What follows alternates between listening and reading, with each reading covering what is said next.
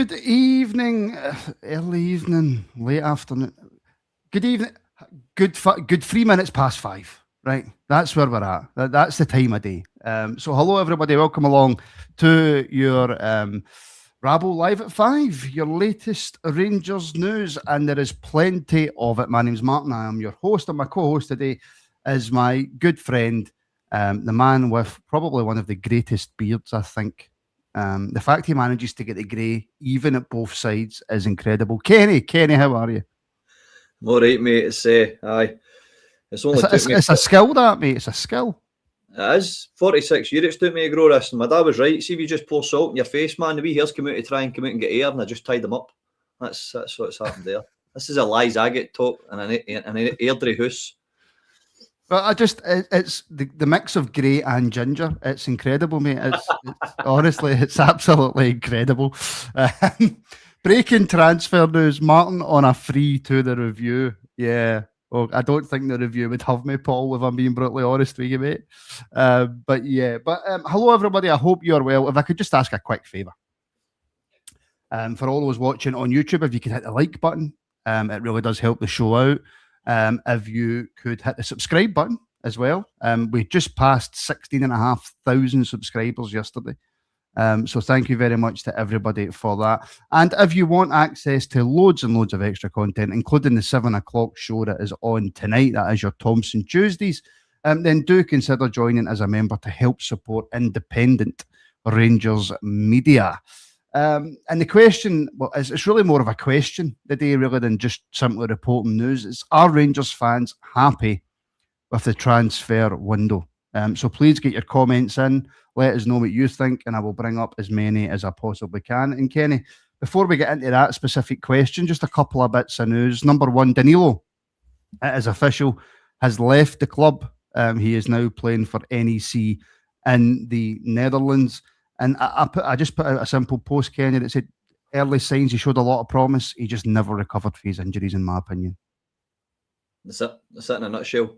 I think he started showing a wee bit more promise as well, and then he went out with a facial injury as well, and I think that just kind of blew his socks away. I think he was starting to play pretty well. He'd scored quite a few goals consistently up to the point where he scored, I think, at the time, didn't he? And he still got the injury after he scored. So for then again, he was out again, and I think it's good for all parties, mate. I really hope that he goes out there and he changes his narrative and he gets his career back on track. Because again, showed flashes, but again, the injuries done him. So I couldn't agree more with what you said there, definitely. And again, it is one of those, and I know I'm kind of repeating myself, Kenny, but when he first came in, he was scoring, and he was scoring good quality goals. And I was at the game at McDermott Park where he got the facial injury. I was right behind the goal that he scored. And it's just typical Rangers. We were getting somebody who was playing well, came into the team, started playing well. We were looking at it and going, we've got a proper striker. We'd spent a lot of money on him, and the Rangers curse with injury striked again. He's not had much luck, has he, the guy? He's just no. We're not very forgiving. The period of time he's come in, we've not been forgiving fans anyway, because we've been under the cosh, and we don't need to tell Rangers fans how much crap we've put up with. So players weren't getting much time as it was, never mind trying to come back into that atmosphere and try and get his career back on track. So it might be the fact that he goes away and he hasn't got as much pressure on him, because I can't see Nijmegen shouting at him for missing 2 and 3 shots in a row. So listen, good luck to the wee guy. The wee guy came in there and he was passionate enough about the club. He was always trying to say to the fans, I'm trying my best. He was posting videos about his fitness. But if you're injured and you're getting injured easy, and when you come back, you're not taking your chances. It's not a very good. It's not a very good mix, is it? So no. Good luck to the wee man. Yeah, hopefully he smashes it out in Holland, which is obviously where he was before he came to Rangers, and he seemed to be doing okay out there. So hopefully that goes well for him. Now, Italian reporter, or sports journalist, I should say, Marco Contiero has reported, Kenny, that Rangers have agreed a deal with Tromsø for Jens Horatio Dahl, and he will be a Rangers player come next season, and that the personal terms are almost agreed between the two clubs. And I do know that this is a player who excites you. Aye, In many ways. Not quite that way. That's the wrong side of the water. But aye. So I took a long time to look into the fella. His development. He's been for Tromso since he's been 6 year old, through the youth development, and you can start to see when he hits about 17, 18, they're starting to realise that this guy could be first team football. Obviously, Tromso, compared to some of the other clubs out there, it's a different development process. But he starts getting more appearances, and then by 2024, he gets voted in the top 20 young players, under 20-year-old, and he starts showing you assists and goals ratio. And in 2025, he's been absolutely fantastic. I think he's like 6 or 7 goals and 4 assists, or 8 goals and 4 assists, and he's been, I think he got man of the match in November, or player of the month, sorry, in November last year. So he's starting to kick on, and I'm starting to see a bit of a pattern between him and Naderi. Obviously, we're starting to find the starlets that are on the rise rather than wait until they go to a club and need to pay 4, 5, 6 million pounds. Well, we've just paid 5 for Naderi, but you know what I mean. We screamed that would Danilo be able to find these players who are on the ascendancy before we pay the big money for them. Unfortunately, poor Naderi, it's not his fault that the club has demanded that, and I'm very, very happy that Herto Dow's club has decided to do it for an amicable fee for a rising star in his homeland, Martin. And I think this guy, I read about the youth coach for the under-21s of Norway, who was saying you could see instantly about his physicality, his scanning, his vision, and he also knew where the goal was. And when I was reading that, I'm going, yeah, that's, as somebody put in the comments, just exactly there. Could you not get your finger out and go to him in the now? You know, because that's exactly what we're saying. We needed a creative player and a striker. And the striker, we managed to really knuckle down and get the guy that Rowe wanted. And if we were only one day away-ish for getting Herto Dahl, could we not just have, was there no way of making a deal, or did we put all our eggs in one basket and have every negotiator around the table trying to get Naderi? So the guy, to get back to the point, he's a bit of a player. The guy's a player. He's well liked and well loved on the international scene. If he's under 21s, under 16s, coaches and stuff, he's come through a youth system. He's never deflected, even though you know what they're like at that age. I mean, Rangers are losing players to clubs all the Premier League, man. Scottish football is losing players all over the place now to the Premier League and to abroad. But this wee guy's stuck, even though he's getting a lot of plaudits for different places, Germany and all that, and maybe that's where Rolls heard him. I'm pretty excited about this guy. So, again, I'd have liked him to have been before the window ended, Martin, to be honest. Where do you think he fits into this current Rangers team? Because it's evident to me, Kenny, that we're 100% building a team for next season. As much as we are trying to get players in just now to win the league this season, because that's obviously the immediate target for Danny Rowe and the players and the chairman, but we are building a team for next season. That's what it seems like.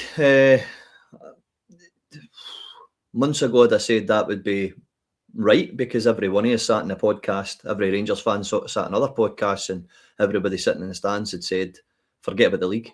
The league's over. We might as well see what we can do for next year with Cavan and the 49er group and Danny Rowe and that. And now we're in a title fight, so I'm a wee bit I'm not disappointed, because listen, we got Romans, we got Chukwueze, we got Naderi and all the rest of it. We got the players right, but it's a title fight. So, you know, they've not got endless pots of money. They probably run it as a business. The players that went out for the players went in, great business again. So, yeah, I love the fact we're building for the summer, great, but I'm one of those guys that I like to deal with what's in front of me. I don't like to think too far in the future until I've sorted out what's happening right now. And I would have loved, just personally, because I'm like that, I'd have loved them to maybe knuckle into this one and just make sure we go over the line, because the summer becomes a grander and a more smiley and flowery and happy scene if you've won the league and you know you've got European football and all that, if you know what I mean. Well, I think a lot of it, and as Scott Miller's saying here as well, a lot of it was down to Besiktas pulling out of the deal, which I think they'd done last night, which I don't think left the Rangers enough time to get that and the Naderi deal done at the same time. Okay. I think that had a lot to do with it as well. But we can't really. I mean, can we be annoyed at the transfer window? I mean, if you realistically think about it, right? So that's what 40 million spent this season. I can't remember the last time we spent 40 million in a season, if we ever have, Kenny. Albeit, I honestly think with the majority of the players looking back now, if we had Danny Rule in from the start of the season, I think Kevin Thelwell's probably still in a job. If I'm being brutally honest with you, mate, because you look at the difference he's made in some of these players that Russell Martin had. I certainly think we're top of the league. I certainly think we're comfortably top of the league if Danny Rule is there for the start of the season. So can we really, as supporters, look at the transfer window, both in the summer and in January, for the players in and the players out, and go, that's not been successful? So there's a couple of points to that. I don't believe for 1 minute that board would have allowed the demographic or where he wanted to go and meet his players. The way that he was, now listen, he was 30-40% right at Chinmitty, was a bit, he had a player in him, but he's no goal scorer for 8 million. No. So that's where he made an asset, but also he had a bit of a complex, didn't he? He was a bit of a cocky person, and he would have probably wanted to say in what he thought was a good player to come in. I don't think Danny would have had as much of a free role as what he has with, oh Christ, look at that for a pun, with that he gets with the fella that came in for Norway. But you're right, I mean, you can't moan at this transfer window. Rothwell, Dowell, Cameron, Curtis, Nasiala, Cortez, all out away. Cifuentes, you get Nadirian, Chakawani, Romans, Scott Olsen. You've just got, we need to watch it. We don't get too overzealous as fans to say we should have more. The only reason I was saying about Dahl is because that's the kind of pocket we were looking for, the number 10. Yeah. That was all I meant, because the centre-back thing will take care of itself. There's so many players coming back that Danny Rowe had said, don't worry about that. There's loads of players coming back. We can work it. But I think we should be happy, Martin, to answer your question. I don't think Rangers fans should be moaning at what we've just done. And I think the players he's brought in have real quality on paper so far. But again, until you get the full chessboard pieces into the right areas of the right people, you will get Chukwani taking a wee bit of time to come in. Until you see what Romans can do for him to back him up. You will have Scott Olsen taking a bit of time until you find a number 10 that can play the through balls and stuff. And you will get the likes of Raskin and that struggling until you can get a striker with real intelligence to make a move so they can find them. So it's all relevant. And I think I'm quite happy with what's going on. As long as the big fella hits the ground running and we give him a blinking chance. I wasn't too chuffing when he came out and compared them to the two German fellas, and I'm going, oh, you didn't, man. You didn't. Bobic and all that. And I'm thinking, fucking, give the boy a chance. Just let him go out and show us what he can do, rather than, in Germany, they're calling him the new this, that, and the next thing. I thought to myself, I'm not sure about that, because you're going to put unwanted pressure on the wee fella. And I think he's had just about as much as he can take with pressure in this club. So I'm relatively happy, mate, to be honest. I was really delighted to get the big man in the door for firepower. Yeah, and I mean, AJ's asking, is this just a rumour? It's one of those ones, AJ, until anything's announced, it's a rumour. Mm-hmm. But there's plenty of sources behind it which says that the deal is pretty much done. So it's one of those ones, I think, you can believe it more than you don't believe it. But still, as I always say, you wait until the scarf pick. Of course you wait, or until Rangers announce it. That's when you know that the deal is done. Let me play a little bit of devil's advocate, Kenny, right? Okay. And let's say you're somebody who's got no knowledge of Scottish football, but you see what clubs have spent this season. You don't take into account Russell Martin at the start of the season, and you look and you see that Rangers have spent the bones of £40 million, and nobody else this season's came anywhere near spending that kind of money. Is it acceptable for us to completely outspend everybody in the league and not win it? No. And is there any circumstance? So, for example, a ridiculously poor manager in Russell Martin comes in at the start of the season. The board then don't react quick enough to sack him when everybody to a man, all us plebs to a man, said he's got to go. And then you bring in a new manager, and that new manager's got to work out what players are good enough, what players aren't good enough, and then he's got to do extra business in January. With all that said, though, is outspending everybody for the amount that we have acceptable then to not win the league? So, phenomenal question, because there's two bits of that. No, if you've had the same structure, but it's questionable when you're bringing a manager halfway through a season or whatever, and you're giving him players he never picked, and it's not his philosophy, and he's trying to get a tune out of them, and then he's bringing January signings in, trying to do what he can do. That's why I've got so much respect for the guy. It's really difficult. So in one circumstance, if it was any other league in any club that's been there a long time and a decent manager, hell no. You spend all that money. Look at Man United. Look at Man City. You know, these questions are getting asked on Sky News, and they're asking the papers at night on that channel about money and how much they've spent, and they should be really up there better and all that, don't they? So, but with Danilo, it's different because new owners come in, new finance, restructuring, quality, as you say, with scouting. Does the right player fit the right narrative? I think he's already come out and said that the quality of the appointment was let them down for what fit that league. So he already knows. So in Danny Rowe's case, he needs more time. I don't care if he finishes second or third, and it sounds shocking. I'd still like to win something if it's the case, but he has got to get to next summer to really put his stamp on this. He's shown enough. He's shown enough for me that the manager's got it in him, and it will be completely and utterly disappointing if we don't win the league. But there's a shed load of narratives that we need to take into consideration before we try and hang somebody for no winning it. And I think if I could offer that to Rangers fans to just, you know, kind of revel in sanity a little bit, rather than just going off the head if we don't win it, because he does deserve a little bit of time.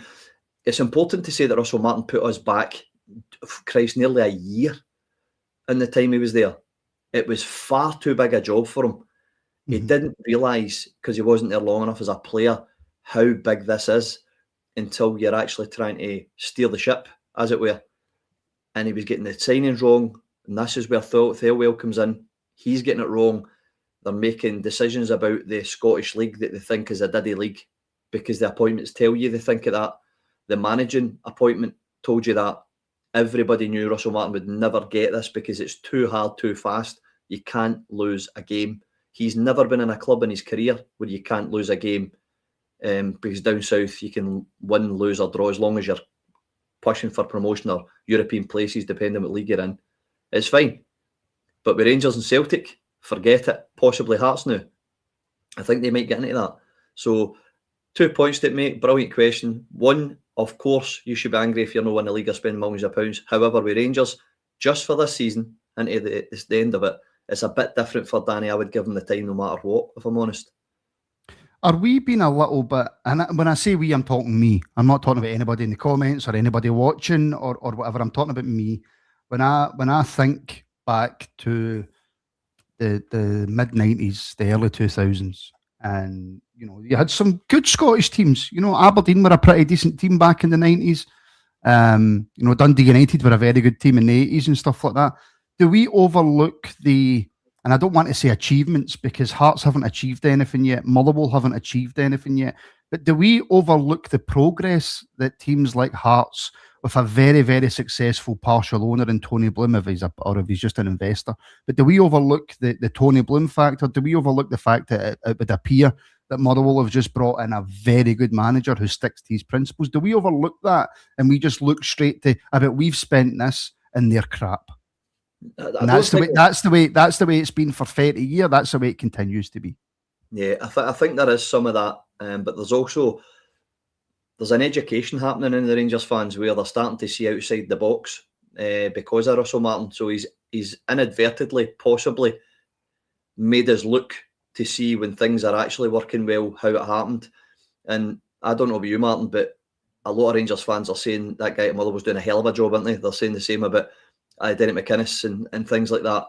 So I think we're starting to see that there's the surrounding of us. We're going to have to probably be very, very clever now, coy, the right management, the right players, because I don't think these teams, Motherwell I'm not so sure about, obviously, because if he keeps doing what he's doing, say he won a cup or something and then he finished fourth or whatever, going to Europe and that, there'll be big clubs sniffing him I think his type of plays European style. I think it's fair to say. And Derek McInnes is going to, even if he finished second or something like that, his stock's going to rise now, because if you give him a decent team, it's almost Vincent Kompany-esque, where he was at the Burnleys and he wasn't used to playing in a Burnleys. He wasn't used to having the type of players round about him. But when you put him into where he's used to, what happens? So I give the Rangers fans credit. I think we're starting to see now. We've had all that crap. We've listen, I put it on the WhatsApp page, didn't I? We're a boomerang club, man. We seem to just get this crap. We throw enough, it seems to come back at us, whether it's an injuries, whether it's management, whether it's scouting. I think now we're starting to become very, very smart as Rangers fans. Honestly, I think we're no silly now. We're actually looking right and left. We're scanning. We're seeing, right, they're not going away. They're not going away. And that's why we're getting passionate. Maybe sometimes a wee bit angry, and we're wanting things to go right, because we know it is going right. And we're a kind of, we've made a rod for our own back, haven't we? Because we're actually now in a title fight, and then if that wobbles, we're going to go apeshit. But we don't mean to. It's just we're so like, oh, come on, please, is this finally where the foundations is going to start to come? It's all that. So another great question, mate. So I think we're starting to see that nothing's taken for granted. Maybe is the phrase. Yeah, I would agree with that. And I would also ask, and this isn't necessarily just Rangers related, but we've seen the likes of Finlay Curtis come through the Rangers Academy. We've seen the boy Kenny come through the Celtic Academy, but we're also looking at, Motherwell and Hibs. We're looking at Mulligan. You're looking at Lennon Miller, who was sold abroad. You're looking at Aaron Hickey. You're looking at Nathan Patterson, who came through the youth. I could go on and on and on and on and on. You're looking at Lewis Ferguson, who's went to Italy. Is this, I don't want to say golden generation, but has this been one of the best in recent years, the generational talent coming through in Scotland? And if it is, Kenny, that frustrates me a little, because I do think that there is at least one or two young Scottish players who we could have at least tried to take the risk on, and we haven't. Aye, and I think it comes down to quite a lot of different narratives on this. It comes down to the generation that I'm in. So I maybe can't remember that there's maybe been that influx of youth in Scottish football and they all went away again, or it's just where I can remember, and it's probably relevant to everybody who's watching. But there probably was. I mean, the 90s we took loads of players for Scotland into our team, but we amalgamated them with really, really good talent for like Holland and Scandinavia. So I think you're right. I think if you've got the right blend, I don't think we've got that yet. I think Danilo will need to probably strip even more and bring his own in before we can say, right, Finlay, I quite like. But you've got to remember that he's his own man as well. He might think, I'm not really bothered about Scottish, I just want to win things. How can you argue with that? For us, it's easy to argue with that. But does that become easier then for a Barry Ferguson to learn? See how we don't even see players that come from under 21, Martin, that go up to the first team to train all week in 3, 4, 5, 6, 8 weeks. Suddenly he's coming on. So does that become easier then? Is it just a bit too early? But you're right, the Scottish football, the influx of stars coming out of Scotland is fantastic to watch, mate. Especially because we're at a World Cup now and things like that. But again, let's flip it a wee bit. Some of the stars are doing okay here, but I think they go away to the certain leagues and they become so much better because they're a little bit slower, less pressure. So it's about the balance, I think. I think it's about the balance. But you're right, some talents coming out of this country at the minute. Aye. And I do feel there's one or two. I mean, everybody, and again, I do say this quite a lot, everybody who watches this on a regular basis will know my thoughts on Lennon Miller and what a player I think he is. Now, I'm not a scout, I'm not a coach. If anybody asked me to come and coach their team, we'd probably get beat 20-0 every week, right? And it's probably because I'd be on the pitch as well and I'm useless. So I'm not sitting here going, well, I'm saying Lennon Miller's a quality player, therefore he is a quality player, and no matter what you say, you're wrong. In my opinion, I think he's a phenomenal footballer and somebody who we could have easily have went for. I think, Kenny, that the argument becomes a lot more difficult for people who say, aye, but he's a player in Scotland. When you see the quality that they've got and then you spend 8 million on Chermiti. Because then you can make the argument, well, if we had spent 6 million on Lennon Miller, what would have been the difference there? For young Scottish talent. So I mean, it's a conversation you can have for hours, but I want to bring up this one for Stuart Allison, Kenny. Martin, are we spending within our means? For the first time in a long time, I think we have owners, Kenny, who are, when it comes to the business side of things, are far more intelligent than anybody that we've ever had. These Americans are not stupid. These Americans know what to spend, when to spend, how to spend their money. And they're not going to put, I don't think anyway, the club in jeopardy with outspending or overspending, sorry. Completely right. What our limitations are, compared to, you've got to remember the clubs that these guys own, whether it be in America or whether it be in England. This isn't a budget today, what we're doing. This is actually, this will be probably one of their biggest success stories. And I'll say that, by the way, I'll prove that, because if it was a billionaire, right, so they're multi-billionaires, right, it would probably take you 40 to 50 million, and I'm talking top end with the right coach, the right scout, to win a league in Scotland. You're buying a player for that in the Premier League in Leeds. So we're well within the return levels, because we're going to undercommit and overachieve probably, because you've not got a choice, because it's one of the easiest leagues to get into Europe for not a lot of investment. It's probably fair to say, hence why Tony Bloom's coming in, hence why the guys in at Hibs, hence why the guys have just bought Livingston. They're all of this hope that you're not having to put great amount of money. You just need to have the best scouting for the best players to come in and get a great return, and you might come up the league. We're well within our budget. We all know that. I mean, I think me and Stuart Gilroy said that like ages ago when they took over. This is completely different. And, when you're negotiating contracts and you're trying to get folk out of contracts, you're trying to get folk out of the building. And the first transfer window came in, mate, remember? And how many players did we get rid of? And it was offered, the one that we were on the page having a talk about it. And I said, you'll get 6 million for Yefty. And I get slaughtered, man. And they're like, what planet are you? And blah, blah, blah. 2 days later, 6 million. And the only reason I said I was confident, it was a rumour. However, it's real Martin businessmen, real true businessmen, real fighting firepower like that. We don't need to sell this guy. So it's as if zeros went on, because guys were coming to the table in other clubs and going, right, we can't get in here and try and do this 800 grand for 5 players crap, because they're not going to put up with it. So yeah, I think we're, as long as they're willing to stick about a long term, it's a sure thing with Rangers, because Rangers and Celtic are the 2 biggest clubs in the league. Hearts will start coming, better believe it, with our Jamestown analytics and all that, which I think is phenomenal, by the way. However, we are global. Hearts are not global. We are, it's unreal. The best. But Kenny, did Scottish football need this from Hearts? Oh my good God, aye. Listen, that sounds crazy, right? But I would rather have Hibs, Hearts, Aberdeen investments coming in, and then it's down to real footballing decisions. The manager you bring in, the scouts you bring in, the youth you develop, and then it becomes sponsors trying to eat your face off to get in your league, your money in the league, your coefficient. UEFA want clubs in from your country. That's what it's got to be. And I'm hoping that Bloom brings these guys in. And when the Fords bought Livingston, I'm thinking, oh God almighty, a couple of seasons, because they're loaded.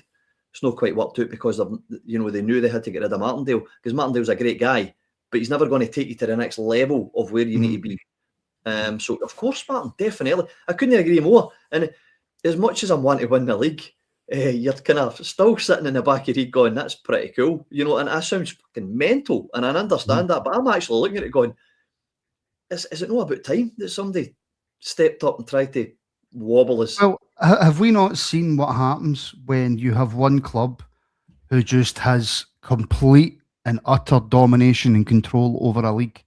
And obviously I'm talking about Celtic from 2012, basically right up until today, barring one season that we've won the league, right? And then you see what happens when competition starts, and it's they're against us, and the board don't care and blah, blah. So when you have, and in the past you have Rangers and Celtic who just dominate everything, there's no enjoyment a lot of the time for supporters, because if you don't win, then there's a conspiracy. And I'm not just saying it's just Celtic, because it's Rangers fans as well. So I think if you, like you say, if you have a Hearts, maybe not an Aberdeen, right? But if you have a Hearts and you have other teams who get this investment, who get the league working properly, and most importantly, actually, if you get a Hearts or a Hibs or an Aberdeen getting into Europe, whether that be the Conference League, whether that be the Europa League, and making a fist of it, that's what elevates your league. That's what gets other teams going, well, do you know what, by the way, that Scottish football's not too bad. That's when we start getting players who maybe want 40, 45 grand a week. And if your league does elevate, you can afford to pay those wages. Yeah, because then your sponsorships like Sky want to have them. Your viewing goes through the roof. It becomes so. I mean, look at the many people. So they're sitting on Sky Sports, right, at deadline day. And see the likes of Tim Sherwood and all that, man, they're not giving a shit about Hearts and Hibs usually. No. But you're hearing them saying the names now.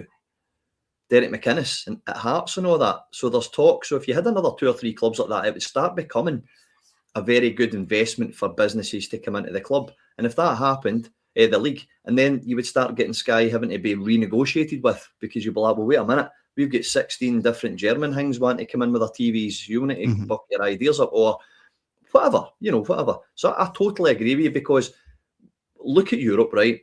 Rangers fans, Celtic's not really done us any favours, right? So I can't really say them. And by the way, I'm not slagging anybody off. I'm just saying they didn't do great in Europe. So the coefficient was ran by us, fair to say, for about 6 years, right? Yep. But if other clubs, now think about how passionately Celtic fans and Rangers fans go off the head with Dundee United's getting pumped the first time they're in Europe, or Hearts getting knocked out, and the passion isn't because they're like that, they're all diddies. We're actually willing them to come on and give a on here so we can help, is it? Yeah. Yes. So that shows you that we're all a bit bitter about hating our rivals now, of course, but we're still Scottish. We still need folk to help us in Europe so that this league grows, or it's pointless. They call PSG the Tractor League, they call Germany the Tractor League because Bayern win it all the time. We're similar. There's only really 2 that can win the league, but now it's a bit different, and I'm quite enjoying it. And does it not? It would probably make me really appreciate it if we win the league. I mean, really appreciate it, that the fact you're fighting off more than one club, because by God, you're earning it. And I don't think many supporters. I mean, when's the last time somebody out with Rangers or Celtic won the league? Was it 85 or 86 or 85? Was it Dundee United in 85? I think. I could be wrong there. I think. So most, especially people my age, and maybe your age, you're a tad a lot older than me, but haven't seen a freeway title race before. This is the first time in my lifetime that I've seen a freeway title race. I've seen it, but they usually, January, probably they start flatting because the club's Aberdeen not in money. 85, sorry. Aberdeen, aye. So they usually fall away because they get to Christmas, have done so well, but they need freshened up because of injuries or whatever happens, and then the club can't afford it, and blah, blah, blah, blah, blah. And the storybook's open that we've all read. Now you've got folk coming in like Blumett saying, well, I'm going to put 2 and 3 players in there because I've got injuries, and you're thinking, well, wait a minute, this is new. But the analytics thing comes in, and the players it turns out they bring in fills the gaps perfectly of who's went out. And that is how you do football. So it's interesting. It's an interesting league. Martin, you must admit, Oyers are sitting there waiting in name phone. See, before Christmas, everybody is waiting, right? And it never came. And it felt a bit like Leicester. I'm not going to lie. And I'm going, wait a minute here. It's all right. They'll get to Christmas time. They'll have no money, or they'll buy silly, stupid signings. Where are we now? February? And no anywhere. So it's good. It's really refreshing, right? And I know it's a Rangers podcast and all the rest of it, but I'm just being really brutally honest. If we win that league, I feel as if we're really and truly, know that we don't ever earn it, right? Of course we do. But listen to what I'm saying. My God, you're going, right, okay, so everybody was chasing. His mother was only 4, 5 points, 3 points off a third, or they're in third, or they're fighting for third. Hearts are still at the top. We managed to knock them. Celtic finished third, second, whatever. You're going to say to yourself, what a title that was. And I think it'll be remembered as one of the standout seasons, Martin. I really do. Yeah. It will. It absolutely will. Yous are all children in the comments, by the way. Absolute children, right? You know exactly what I meant by the title race. Yous are such children, by the way. Have a word with yourselves. If I could just ask anybody who's watching on Facebook, if you could give us a wee follow on Facebook and like the show and give it a wee share, that would be greatly appreciated. The same deal on Twitter as well, a wee retweet and a wee share. And make sure you get your comments in if you're watching on Facebook and you're watching on Twitter. And like, share and subscribe on YouTube as well. And join as a member if you want to for hundreds and hundreds of extra content. Just before we go, Kenny, there is reports that Rangers are looking to set up some kind of mutual termination with Rabbi Matondo. I think that's going to have to be weighted a lot more in Matondo's favour for him to agree to it, though. Well, it's a Bobo Baldi scenario, isn't it? It's one of those situations where this guy could hold us to ransom if he wishes, or he's going to go and look to pastures new to try and resurrect his career, which I'm hoping. Rabbi seems like a nice enough guy. I don't think he's quite Bobo Baldi on the street with two blades. So I think he might have the right mindset to just say, listen, I need to go and try and get regular football in a better place. And I'm obviously happy for what I've been doing. It's going to take a bit of time because of the financial side of it. He's not going to walk away. He's a professional football player. He's not going to walk away and just say, it's all right, just terminate that. He's going to want a payoff. And then we're just going to have to see what's happening. Which is his right, by the way. Of course it is. It's his right to have that payoff. Rangers agreed to give him the money that they're giving him. Rangers agreed to give him the length of contract that they gave him. Yeah. It's like, we're Rangers fans, right? So we just want Matondo to go, oh, do you know what, guys? I'll cut up my contract. I won't take any more money and I'm off. But that's not living in the real world. If you're in any job and you know that your employer doesn't want you, but you've got them over a barrel with your contract, are you giving up money? No, nobody is. So we've put ourselves in this position with Rabbi Matondo. I couldn't agree with you more. And Clement said it, didn't he? He was looking at them all going, is this how you've been running your club, man? This is mental. These folk could completely hold you to ransom. You have left yourself wide open, not only for a player to just sit there and as somebody put there being a thief for wages, but also we'll take you to courts and everything. You can't physically say just get yourself away. So we left ourselves wide open. It's nice to see these type of players that we've been they've been hanging about the club a wee while. We're starting to slowly drip feed away. And as you say, we've got the right lawyers now, the right owners, that the financial side that I don't think will be a problem. We just need to move on. And I don't think Rangers over the last 10 years could just move on. We had to scrutinise and scrimp and save and get rid of somebody and try and get them out the door. And so, I'm happy. Do you know something? I like the strip out that's happening. That's two windows that we're starting to write, okay, you're not good enough. And I think, unfortunately, there's going to be first team players that aren't going to make the grade on a Danny Roll team. I honestly, truly don't. The summer's going to be scary, but again, he's shown the ones he's kept in the window and said, right, you've got another opportunity to show me what you're doing. You win a cup in a league, you're going to stay here. Mm-hmm. If we scrape the league, no cups, and it's, well, we know we need to change the people that have been here far too long and won nothing. And I think that's where it's going to be really hard to tweak. But it doesn't look as if Danny Rowe bothers if what decision he has to make. From what I've heard of Danny Rowe, and I've heard it from people that I trust, he's very much you've got a job, you do your job. I'm not here to be your pal. I'm the manager of this football club. I'm not going to come in every morning and go, hi, how are you? How's things? How are you getting on? I'm here to win. I'm here to do my job. And if you're not here to do your job, you can leave. Yeah. That's pretty much the reports I've been getting about his attitude. Mm-hmm. And he showed it, hasn't he? Some of his interviews. If you get him just at the flip side to get him angry, he doesn't quite get there, but he becomes sharp and he becomes very articulate, and he only needs 2 or 3 sentences. I mean, my dad was a Glaswegian bricklayer, for God's sake. That's exactly what I see. It's just this thing, bang, bang, bang, 2 seconds, and he's basically tore your world through your arse. and he doesn't need to swear or anything. He just needs to say, listen, that's what I says to you, all right? And I think sometimes the press has to appreciate a character like that, because you're not going to get it a lot in Scotland.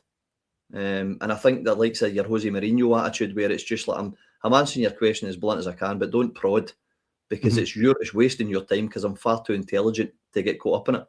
I don't think the press have seen quite that side of Danny Rule yet, and I think they will. I think they will, and I absolutely do think they will. Very quickly, Jim Sloan, channel legend, gifted 5 Rangers Rabble Podcast memberships. Jim, as ever, my friend, thank you so much for the support and for everything that you do for the channel. It is greatly appreciated. And Chris with a super chat. Thank you very much, Chris. He's asking, could you see us going to 3-5-2? We've played that quite a lot this season, Kenny, with the players that we've brought in. And I will ask you in the same question, just quickly for your opinion on the Deary, the fee paid, the league he came from, what you expect. And with that, can you see us going 3-5-2 full time? I think that's where he's going. So I think the reason that you were seeing it a lot is the test theory. So can these players play in that? No, they can't. So I need to find players who can, because your wing backs are going to be detrimental to the team that Danilo wants to play. So 3-5-2 is what you're seeing. I think two's gone up front. I think he's got to smother the top and he's got to smother the bottom. So he wants the mid to go up and he wants the mid to come back. He wants everybody fighting in the one direction, depending on whether there's an ascendancy for the opposition team or whether it's going to be us breaking forward. But he wants the counterbalance, and he'll kind of use the three at the back as buffers that are maybe kicking about the D at the halfway line to break, things like that. They'll not go too high. And I think that allows players to be the players they want to be, not getting too over analytic about where he's meant to be and he's going to come across and help you out and stuff. He's just going to play wing backs. So and to back that theory up a little bit, that's the reason Roman's come in. We've all heard for everybody that's listened to all podcasts and all the Rangers fans that this guy's got a complete engine. And it's starting to show you. Very good reports, by the way, coming for training as well, that he's doing really, really well in training. Yeah, and I'm so excited because I've not been excited. Right, the first one was David Robertson, man. I was like, oh, fucking guy doesn't stop. And then my favourite Rangers player, mate. And an end product of a cross, right? Overlapping wingers. Can I tell you a quick story? Mm-hmm. My very, very, when I first get into podcasting, my very, very, very first interview was with David Robertson. Oh, that'd have been fun. And it was done over Skype, and there was no video; it was just audio. And I have never been so scared. It was the time he was managing over in Kashmir. And I have never been so scared in all my life. Never been so scared in all my life. I watched the programme, mate, and it was the guy is mental. But again, brilliant player. Overlapped even the wingers to get balls in. And he was back before the ball either hit the net or went out. And then I thought, how are we going to ever replace that? Arthur Newman turns up.